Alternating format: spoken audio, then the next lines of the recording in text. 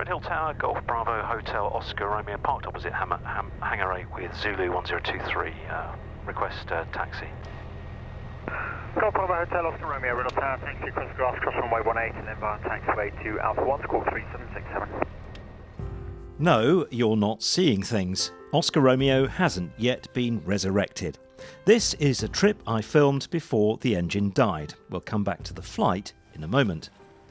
Now, I told you last week that Oscar Romeo was grounded, awaiting a decision on whether we pay to have the engine overhauled or scrap the aeroplane. The engineers discovered a major problem and it was going to cost us around £20,000 to put right. If you want to know more, check out last week's episode.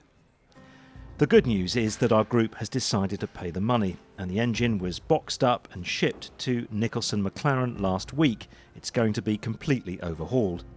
It's likely to be a few months before we get it back in the aeroplane. Now, I owe our engineers a debt of gratitude for diagnosing this problem on the ground. Golf Oscar Romeo, Alpha 1, ready for departure. So with that retrospectively in mind, this was the last flight I did in the aeroplane before it was grounded. James Lee, an instructor from Buddy's Aviation, and I are crossing the English Channel from Redhill to Deauville.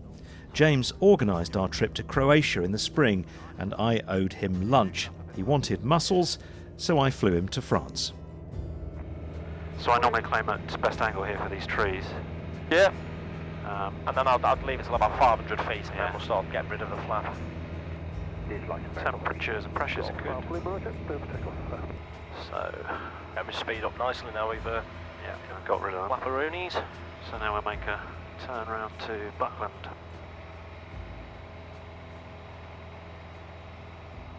Going to 1400. There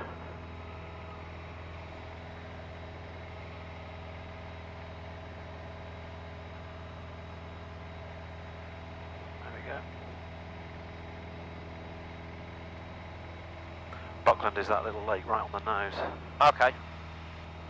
Golf Oscar Romeo, Buckland, request frequency change, Farmer radar 125.250.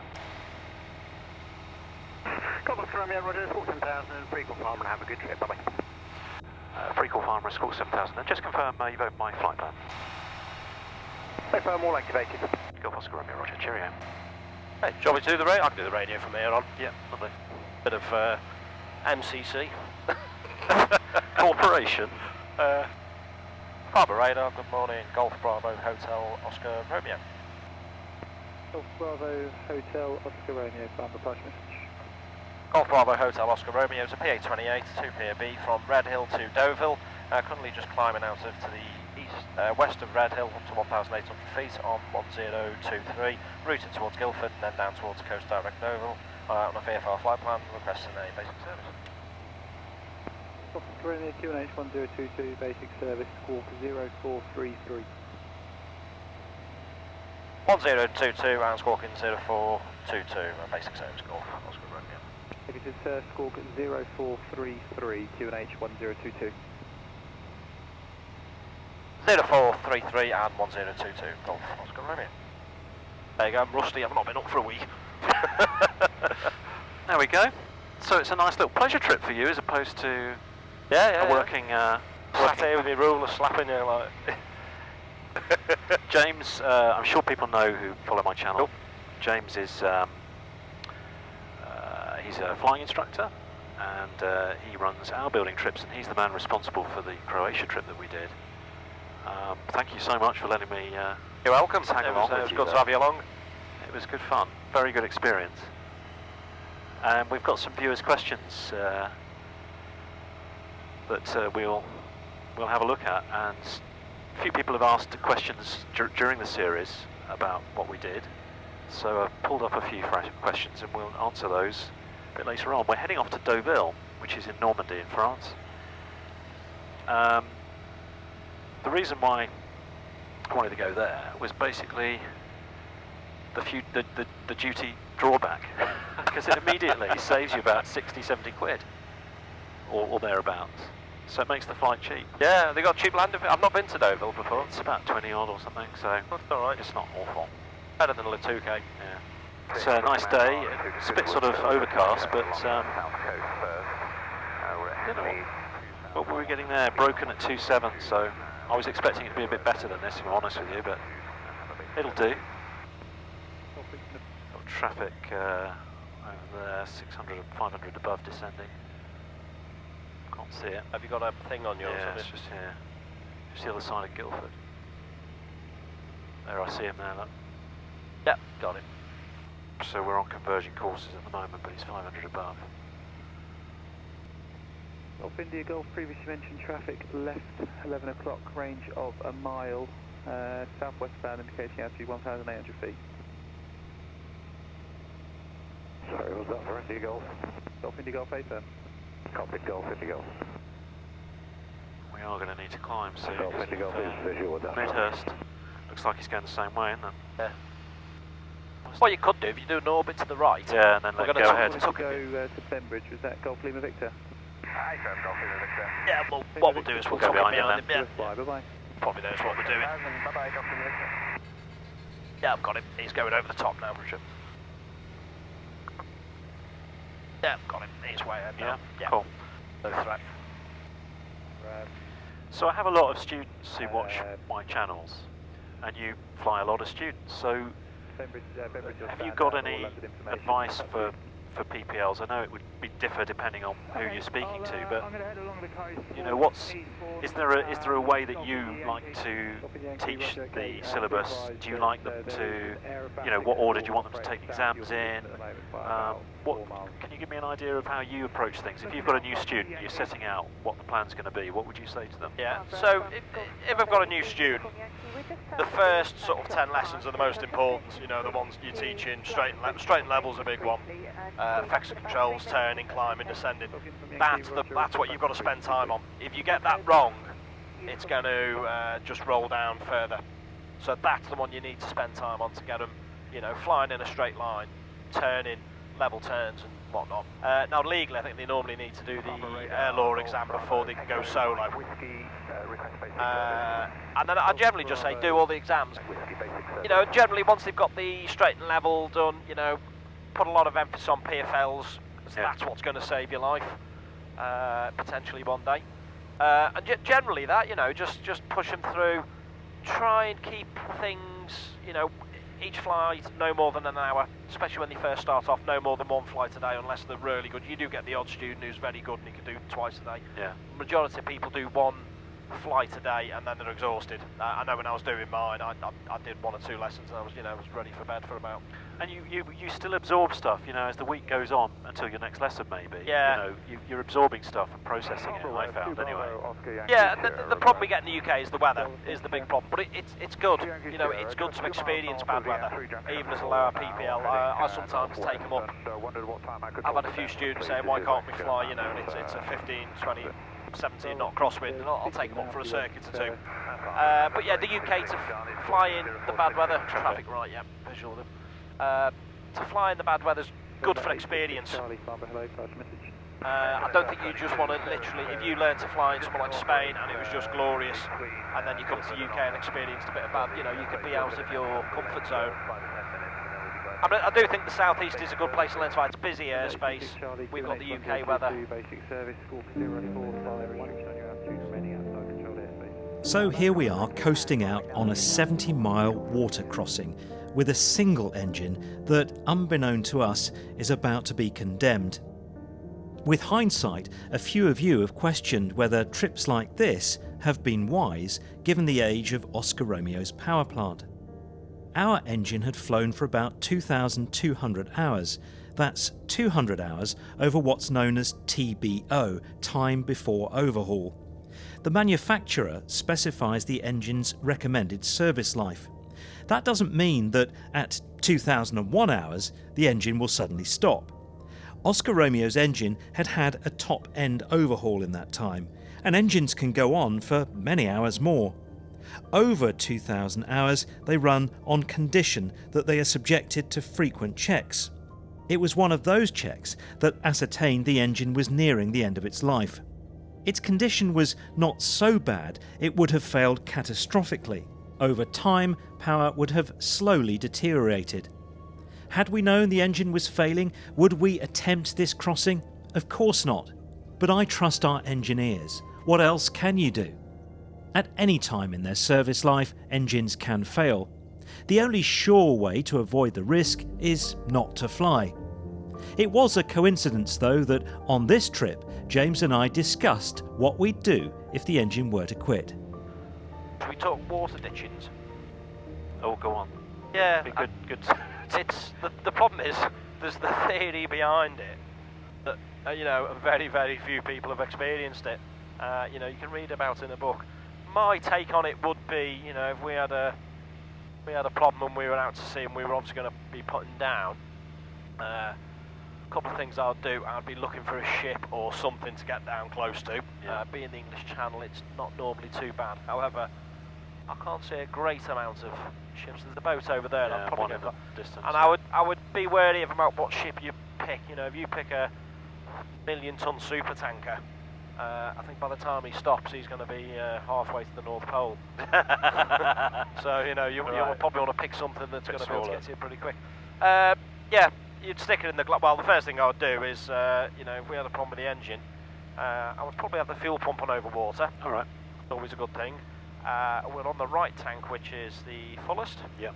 I would probably keep that until we get closer to France. Yep. Maybe not do a fuel tank change until we're gliding distance to the coast. Yeah, so if we had an issue, the first thing I'd be doing was fuel pumps on, mixture rich, carb heat, check that primer's in, and possibly change the fuel tank.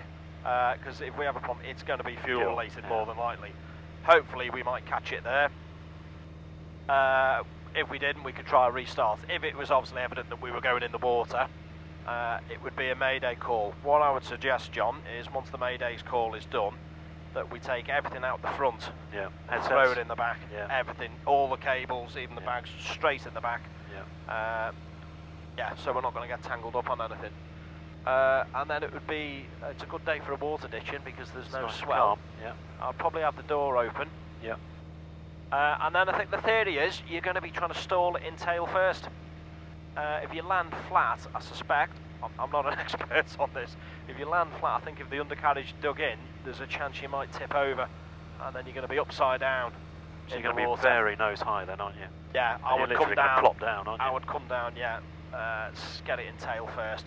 I would probably over-exaggerate and try and slap it in, and hopefully I think the 30 is, again it's 30, you'd tail in and it would slap down, and you would be, you could be potentially down to about 35 knots, hopefully, if you're into wind. That's the 30. I'm sure there's a few armchair pilots out there who may beg to differ, but if anybody's ever done one, we'd love to hear from you.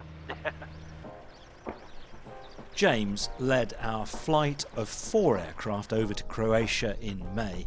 Some of you have been sending in your questions for me to put to him today. Right, it's time to do some questions. Some of these are just comments that maybe beg questions, we'll see. Well, your friend and my friend Andre says if you could talk through flying through mountainous terrain, bad weather and dealing with fatigue. Basically, if I'm going through mountains, I want good weather. You don't want to be cutting through the mountains with low cloud base, going down valleys that you're not familiar with. The wind is a big factor. If it's windy, where's the wind coming from? So if it's coming down the valley, not a problem. If it's coming from the left or right, you can experience some severe downdrafts and updrafts. Kinley says, I've never flown flight levels before. Do you need additional training for that, or do you just tell ATC? Well, it depends where you are. They will tell you that you're in a flight level.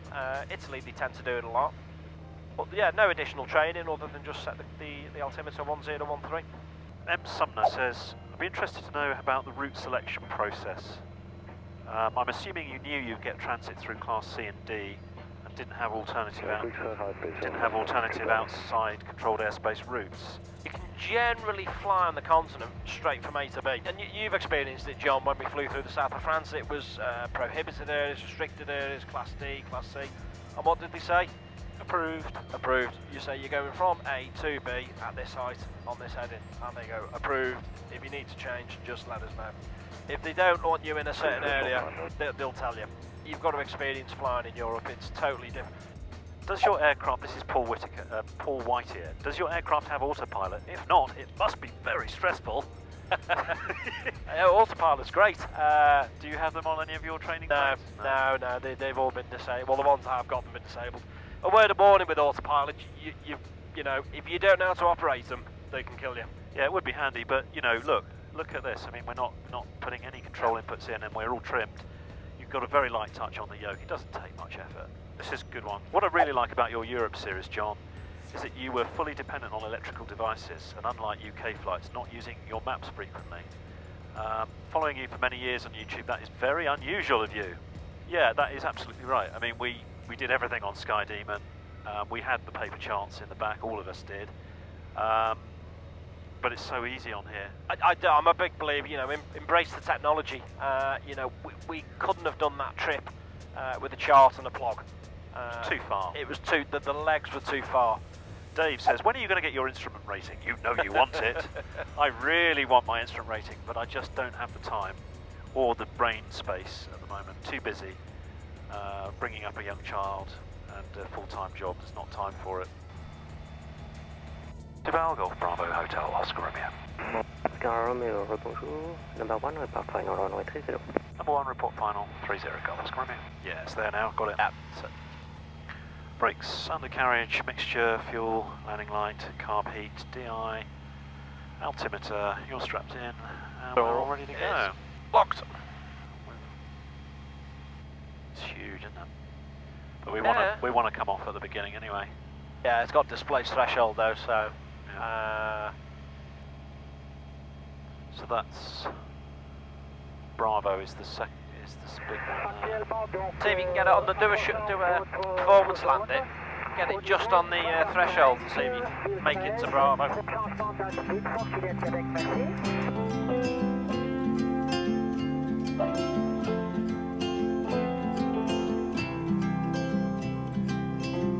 If I could hear my father's voice, he would tell me to move on. He would say I'll be just fine. Yeah, he would tell me we have time to laugh and time to heal. Our favorite song is on repeat, drinking wine until the dawn, knowing soon we'll be back home. Ooh,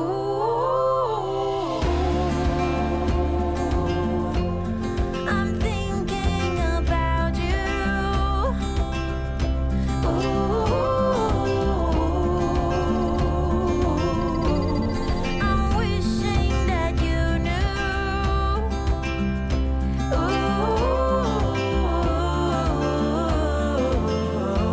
That I'm thinking about you. So we're on the beach at Normandy, Deauville. And do you know what? There's been no PPR. You know how in the UK you've got to have PPR for everything? I didn't speak to anyone to come here, just filed my flight plan, boom. Well then, customs weren't even interested. Customs weren't even there, so we don't know if we're going to get trouble when we get back to the airport. We shall see. I had steak for lunch, and you had mule. I thought best not for both of us to have mule, just in case, you know? Can be a bit touch and go. Thank you for all your amazing support. We'll get Oscar Romeo back in the air very soon. There are plenty of flying videos still in the pipeline, though. I made most of our wonderful summer. Please sign up to the newsletter on my website to make sure you don't miss out. Coming soon, I fly over to the wonderful island of Alderney. Fly safely, my friends.